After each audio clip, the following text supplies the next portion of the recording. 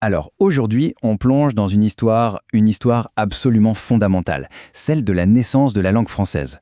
Mais attention, oubliez la simple leçon d'histoire sur une conquête militaire. Non, on va plutôt voir ça comme le récit une rencontre hyper complexe et fascinante entre deux mondes, la Gaule et Rome. On a souvent cette image, n'est-ce pas? La conquête romaine, c'est un rouleau compresseur qui écrase tout sur son passage. Mais est-ce que ça s'est vraiment passé comme ça? Une culture aussi riche, aussi vivante que celle des Gaulois, a-t-elle pu être balayée d'un revers de main? En réalité, l'histoire est bien plus subtile, et donc franchement, bien plus passionnante. L'âme gauloise n'a pas été anéantie. Pas du tout. Elle a résisté, elle s'est adaptée et elle a profondément infusé ce qui, bien plus tard, allait devenir la France. Alors, comment ça s'est passé concrètement, cette fameuse romanisation? Est-ce que c'était une imposition brutale ou quelque chose qui ressemblerait plus à une lente danse d'influence mutuelle? L'idée d'un grand remplacement culturel, c'est un mythe. Vous connaissez le proverbe « Rome ne s'est pas faite en un jour ». Eh bien, la Gaule romaine non plus. C'était une transformation très progressive, guidée par le commerce, la politique et surtout par les aspirations des Gaulois eux-mêmes. Pour bien comprendre cette danse, il y a un exemple parfait, celui du miel et de la ruche. Regardez bien. Le mot pour le produit qu'on vend, qu'on échange, le miel, il vient du latin « mel », logique. Il fallait un mot commun pour faire du business. Mais le mot pour l'outil qui sert à le produire, la ruche, lui, il vient du gaulois, rusca. Le latin s'infiltrait par le commerce, mais le gaulois restait la langue du quotidien, du savoir-faire. Très vite, le latin est devenu bien plus qu'une langue pratique pour les affaires. C'était la clé de la réussite sociale. C'était la langue de l'ambition, de la culture, du pouvoir. Pour l'aristocratie gauloise, le calcul était assez simple. Adopter la culture romaine, c'était le meilleur moyen de conserver son prestige et d'asseoir son pouvoir. Le symbole le plus éclatant de cette stratégie, c'est la création de cette grande école à Autan, une sorte d'ENA de l'époque, destinée à former la toute nouvelle élite de l'Empire. Et qu'est-ce qu'on y apprenait? Eh bien, tout ce qu'il fallait pour devenir un citoyen romain influent. On y étudiait les grands auteurs latins, la philosophie grecque, mais surtout, la rhétorique et le droit romain. C'étaient les deux piliers de l'autorité à l'époque. Mais la culture latine, ce n'était pas que pour les bancs de l'école. C'est devenu un vrai spectacle populaire. Dans les grandes villes, on se bousculait dans les odéons, pas seulement pour la musique, non, mais aussi pour écouter des lectures publiques, des poètes latins à la mode. Et ce n'était pas un petit phénomène de niche. Les Odéons de Lyon et de Vienne, par exemple, pouvaient accueillir chacun près de 3000 spectateurs. Imaginez un peu l'effervescence culturelle, c'était absolument bouillonnant. D'accord. Donc, pendant que les élites déclament du Virgile en latin, que devient la culture gauloise? Eh bien, loin de s'éteindre, elle continue de vivre. Plus discrètement peut-être, mais avec une puissance toujours intacte.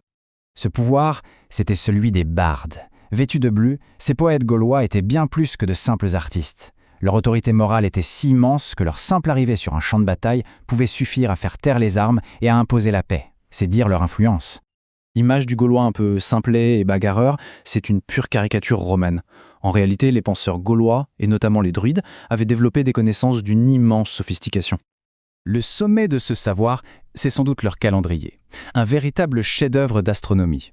C'était un calendrier lunisolaire qui calculait le temps sur un cycle complexe de 5 ans, composé de 62 mois. Une précision qui a laissé pantois tous les savants de l'époque qui l'ont étudié.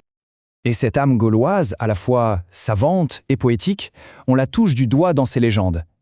L'une des plus belles, des plus tenaces, transmises à travers les âges, c'est celle de la cité d'Is. Alors, imaginez, sur les côtes de Bretagne, une ville plus riche et plus belle que toutes les autres, Is.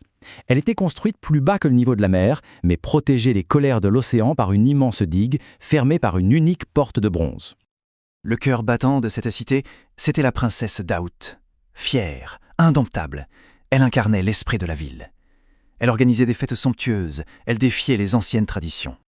Mais un soir de tempête, un étranger arrive, tout vêtu de rouge, charismatique comme une flamme, et il séduit la princesse.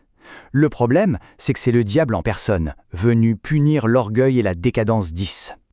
Folle d'amour, Daout dérobe la seule clé de la digue, qui pendait au cou de son père endormi, et la donne à son amant. Le démon ouvre la porte, et l'océan déferle, engloutissant Is et tous ses trésors pour l'éternité. C'est une légende qui a survécu à Rome, transmise de barde en barde, de conteur en conteur. Mais les légendes, aussi puissantes qu'elles soient, ne sont qu'un faible rempart contre la brutalité de l'histoire. Après 2 siècles de paix relative, la fameuse Pax Romana, la paix romaine, allait se fracasser dans le sang et le chaos. À la fin du IIe siècle, une terrible guerre civile déchire l'Empire. Près de Lugdunum, notre Lyon actuel, deux immenses armées romaines s'affrontent pour le pouvoir suprême. Et Lugdunum, la grande et riche capitale des Gaules, a misé sur le mauvais cheval. La vengeance du vainqueur, l'empereur Septime Sévère, fut absolument impitoyable. La ville a été pillée, incendiée, sa population massacrée. Avec la chute de Lugdunum, c'est le cœur économique et culturel de la Gaule unifiée qui cesse de battre. Et sans ce centre névralgique, le latin des provinces, qui était déjà teinté d'accents locaux, commence à dériver, à évoluer chacun de son côté. C'est la fin d'un monde, et sans le savoir, c'est aussi l'aube d'une nouvelle langue. Alors, quel est le bilan final de cette rencontre ? Eh bien, le latin a triomphé, c'est un fait. Mais attention, pas le latin classique de Cicéron, non. C'est le latin populaire des provinces, déjà fragmenté, qui a pris racine. Et l'esprit gaulois, lui, n'a pas été effacé. Il est devenu l'un des fils conducteurs de cette nouvelle tapisserie culturelle, lui donnant sa couleur si particulière. Et ça nous laisse avec une dernière pensée. Chaque mot qu'on utilise, c'est comme un fossile. Il porte en lui l'écho de ses rencontres, de ses victoires et de ses défaites. Alors, en tendant l'oreille à notre propre langue, combien d'autres mondes oubliés est-ce qu'on pourrait encore entendre murmurer ?